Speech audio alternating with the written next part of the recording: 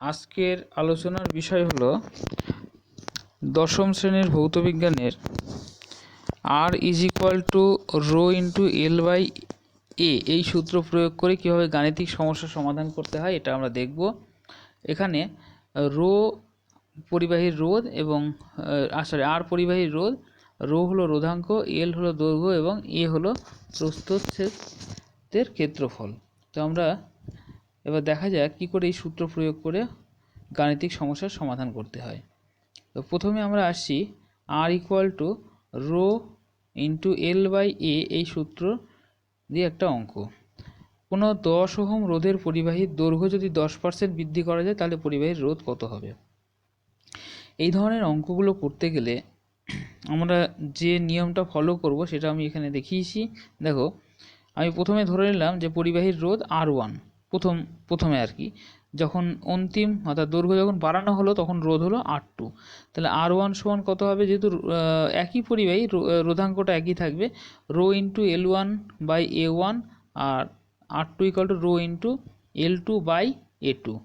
আচ্ছা, এইবার R2 by R1 যদি আমরা করি, অর্থাৎ R2 বাই যদি আমরা R1 করি, তাহলে এই অনুপাতটা করলে হবে কী হবে, এখানে দেখো L2 বাই L1 এবং A1 বাই A2, যেহেতু এটা ব্যস্তানুপাতিক আছে, A1 বাই A2। এইবার L2 বাই L1 এটা আমরা পেয়ে যাব কি করে, না L2-র মানটা হবে L1 ছিল তার সঙ্গে বেড়েছে 10%, অর্থাৎ L1 এর 10% মানে 10/100। তাহলে এই মানটা পেয়ে গেলাম, L1 বাই L2-র একটা রেশিও এখান থেকে পেয়ে যাব। কিন্তু আমরা A1 বাই A2 এই মানটা কি করে পাবো, এইটাই এখানে বোঝার বিষয়। তো এই মানটা আমরা কি করে পাবো, দেখো, কোনো পরিবাহী, এটা একটা পরিবাহী, এটাকে তুমি যখন টেনে বড় করবে তো স্বাভাবিকভাবেই এর প্রস্থচ্ছেদটা কমে যাবে, কিন্তু এর আয়তনটা কনস্ট্যান্ট থাকবে। আয়তনটা কি, এই প্রস্থচ্ছেদের ক্ষেত্রফল ইন্টু দৈর্ঘ্য, এই দুটো গুণ করলে আয়তন পাওয়া যায়। এই আয়তনটা কিন্তু ধ্রুবক থাকবে, অর্থাৎ প্রথমে যদি আয়তন A1 L1 থাকে আর পরে যদি A2 L2 হয়, তাহলে A1 L1 সমান A2 L2 হবে। এইটাকে কাজে লাগিয়েই আমরা অঙ্কটা করব। তো আমরা এখান থেকে A1 আর A2-র একটা অনুপাত আমরা বের করব। দেখো, এখান থেকে আমরা পেলাম কি, A1 L1 সমান A2 L2 ছিল, এখান থেকে আমরা এইটা পেলাম। এই A1 বাই A2-র মানটা R2 বাই R1-এর ওখানে বসিয়ে দিলাম। R2 বাই R1 ওখানে কী ছিল, L2 বাই L1 ছিল, আর একটা A1 বাই A2 ছিল। A1 বাই A2-র জায়গায় আমরা L2 বাই L1 আর একটা বসিয়ে দিলাম। এই L2 বাই L1-এর মানটা আমি দেখো আগেই দেখিয়েছিলাম কি হবে, L2 সমান L1 তার সঙ্গে 10% বৃদ্ধি যোগ করলে হবে 110 L1 বাই 100, একটা শূন্য কেটে দাও, 11/10 L1, অর্থাৎ L2 বাই L1 মানে 11/10। তো খুব সহজেই তাহলে আমরা এখানে L2 বাই L1-এর মানটা পুট করে দাও, 11/10 ইন্টু 11/10 মানে 121/100। তাহলে এখান থেকে R2-র মান বেরোবে 12.1 ওহম। R1-এর মান 10 বসিয়ে দিলে 12.1 ওহম। তাহলে বোঝা গেল ব্যাপারটা কিভাবে আমরা করলাম। এই যে আয়তন কনস্ট্যান্ট, এই জায়গাটা কিন্তু অনেকেই খেয়াল করে না। A1 is equal to A2 L2, এই আয়তন কনস্ট্যান্ট, এই ব্যাপারটা কিন্তু মাথায় রাখতে হবে এবং এইটার সাহায্য নিয়েই করতে হবে, কারণ এখানে শুধুমাত্র দৈর্ঘ্যের ব্যাপারটা বলা আছে, প্রস্থচ্ছেদের ব্যাপারটা বলা নেই, তাই এই ব্যাপারটা মাথায় রাখতে হবে। তো আমরা এবার পরবর্তী প্রবলেমটা কি আছে একটু দেখে নিই। পরবর্তী প্রবলেমটা, কোনো পরিবাহীর দৈর্ঘ্য 20% বৃদ্ধি করলে রোধের শতকরা পরিবর্তন কত হবে। একই অঙ্ক, আগে যেমন ছিল একই অঙ্ক, শুধু এখানে ওখানে রোধটা 10 ওহম বলে দিয়েছিল, অন্তিম রোধ বের করতে দিয়েছিল, আর এখানে আমরা বলছি রোধের শতকরা পরিবর্তনটা কত হবে সেইটা বের করব।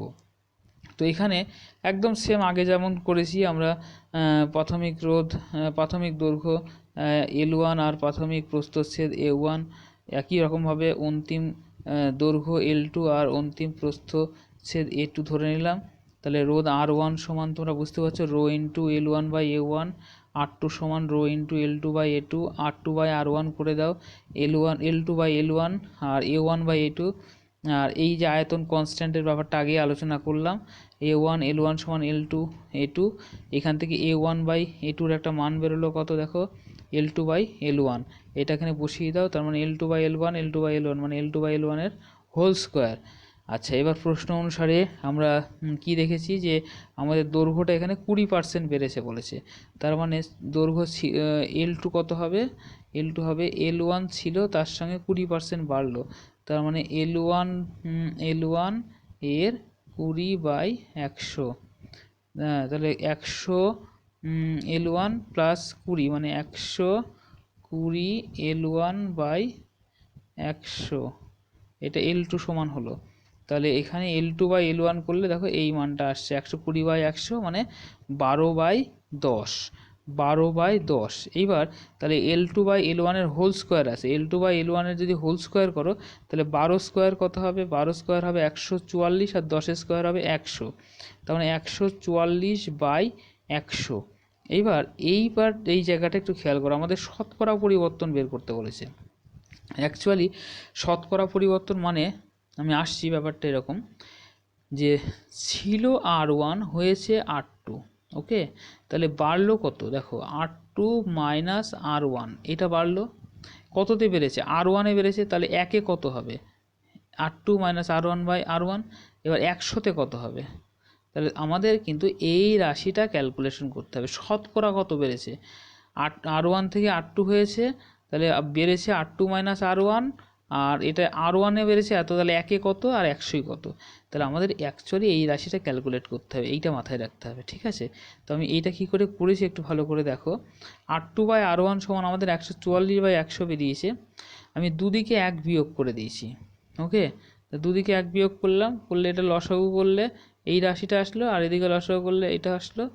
আচ্ছা, এইবার এদিকে দেখো 144 থেকে 100 বিয়োগ করলে 44/100, দুদিকে 100 দিয়ে গুণ করে দিয়েছি, 100 দিয়ে গুণ করলে কী হবে, এই 100 কেটে গেল, তাহলে ডান দিকে থাকলো 44, আর বাঁ দিকে দেখো আমি যে রাশিটা বের করতে চেয়েছিলাম অর্থাৎ R2 মাইনাস R1/R1 ইন্টু 100, সেই রাশিটা বেরিয়ে গেল, তাহলে ডান দিকে কত থাকলো 44, অর্থাৎ রোধের শতকরা পরিবর্তন হবে 44%।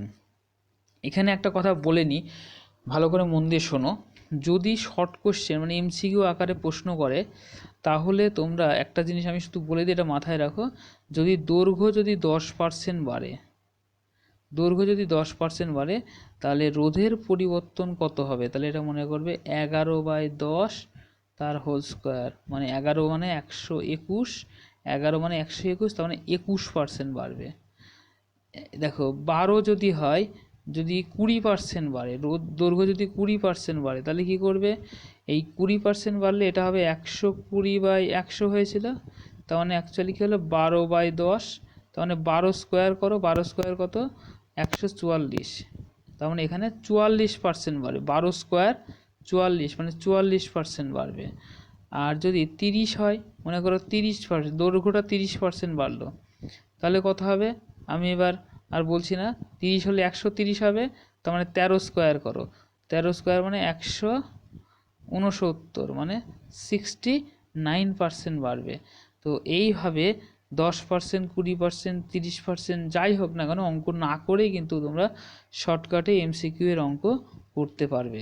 তাহলে 10% হলে 10 মানে এটা 121 হবে, মানে 21%, হ্যাঁ, এইভাবে তোমরা করতে পারবে। এবার দেখে নেওয়া যাক পরের অঙ্কটা কি আছে। একটি ধাতব তারের রোধ 6 ওহম এর দৈর্ঘ্য টেনে প্রাথমিক দৈর্ঘ্যের দ্বিগুণ করা হলো, অন্তিম রোধ কত হবে। এই অঙ্কটা আবার মাধ্যমিক 2017 সালে এসছে। তো একই রকমভাবে অঙ্কগুলো আমরা করব। প্রাথমিক রোধ দেখো এইটা, R1 সমান রো ইন্টু L1/A1, আর অন্তিম রোধ R2 সমান রো ইন্টু L2/A2, অনুপাত করলে দেখো সেই একই জিনিসই আসছে, L2/L1, R2/R1 সমান L2/L1 ইন্টু A1/A2। আচ্ছা, এবার সেই একই জিনিস, যেহেতু দৈর্ঘ্য আমরা বাড়িয়েছি তাহলে প্রস্থচ্ছেদ কমে যাবে, কিন্তু আয়তন কনস্ট্যান্ট থাকবে, মানে A1/L1 সমান L2/A2। আচ্ছা, এখান থেকে A1/A2-র একটা মান আসলো, L2/L1 মানে R2/R1 মানে L2/L1-এর হোল স্কোয়ার আসলো, ওকে, L2/L1-এর হোল স্কোয়ার আসলো।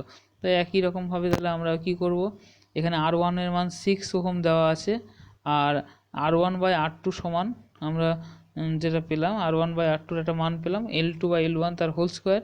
এবার L2/L1 এর মান তো 2, দ্বিগুণ বাড়ানো হয়েছে, বলেছি যে এটা দ্বিগুণ বাড়ানো হয়েছে, তাহলে R2/R1 সমান 2 স্কোয়ার মানে 4। আর R1 এর মান যেহেতু 6 ওহম দেওয়া ছিল তাহলে 4 × 6 গুণ করলে 24 ওহম, অর্থাৎ এই রোধটা বেরোবে, যেটা অন্তিম রোধ বেরোবে 24 ওহম। তাহলে দেখো একই formula, R = rho into L/A, এই জাস্ট এই ফর্মুলা দিয়ে কি খুব সহজভাবে আমরা কিন্তু অঙ্কগুলো করতে পারছি। আশা করি অঙ্কগুলো বুঝতে পারছো তোমরা। আচ্ছা, এরপরে দেখা যাক আমাদের কি অঙ্ক আসে। এরপরে আর একটা অঙ্ক আমরা দেখতে পাচ্ছি, একই উপাদানের দুটো তারের দৈর্ঘ্যের অনুপাত 1:3, ব্যাসার্ধের অনুপাত 1:2 হলে তার দুটো রোধের অনুপাত কত হবে। তো আমরা ধরে নিলাম যে দুটো রোধ, একটার R1 এবং একটার R2 ধরে নিলাম। তাহলে R1 সমান একই জিনিস, দেখো R1 সমান রো ইন্টু L1/A1, R2 সমান রো ইন্টু L2/A2। এবার এখানে দুটো তার বলেছে, দুটোতে আমরা রো ধরেছি, তার একটা কারণ আছে, সেটা হচ্ছে যেহেতু দুটো একই উপাদান তাই তাদের রোধাঙ্কের অনুপাত 1:1, মানে দুটোই আমরা একই জিনিস ধরতে পারি। তো এবার আসো অনুপাত করে দিই, R1/R2 করলাম, তাহলে রো কেটে গেল, R1 মানে L1 আগে আছে, L1/L2 আর A2/A1। এবার আমাদের এখানে অনুপাতগুলো যেটা বলে দিয়েছে সেটা হচ্ছে দৈর্ঘ্যের অনুপাত 1:3 আর ব্যাসার্ধের অনুপাত 1:2। তাহলে L1/L2 1:3 আর আচ্ছা ব্যাসার্ধের অনুপাত বলেছে, তাই আমরা এখন এখানে কী করছি, ক্ষেত্রফলটাকে πr² ভেঙে নিয়েছি, πr2² পাই কেটে গেল, R2/R1 তার হোল স্কোয়ার, R2/R1 দেখো এখান থেকে R1/R2 যদি 1/2 হয় তাহলে R2/R1 2/1 হবে।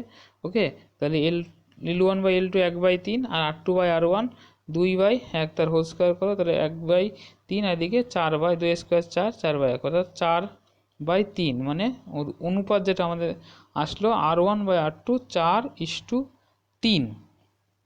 তাহলে বুঝতে পারলে তো, এই যে ফর্মুলা, এই ফর্মুলা দিয়ে আমরা কি সহজভাবে বিভিন্ন রকমের অঙ্ক করলাম। আমি যে কয়েকটা টাইপের অঙ্ক তোমাদের সামনে আলোচনা করলাম, এর বাইরে আশা করি আসবে না পরীক্ষায়। এই কয়েকটা নিয়ম ভালো করে দেখে রেখো, তাহলেই তোমাদের এই সূত্র সম্পর্কিত সমস্ত অঙ্কই তোমরা সমাধান করতে পারবে। ভিডিওটি দেখার জন্য সকলকে ধন্যবাদ। আর পরবর্তী ভিডিওর আপডেট পাওয়ার জন্য তোমরা চ্যানেলটিকে সাবস্ক্রাইব করো এবং বেল আইকনটি টিপে রাখো, যাতে পরবর্তী নোটিফিকেশন তোমাদের কাছে পৌঁছায়। সকলকে ধন্যবাদ।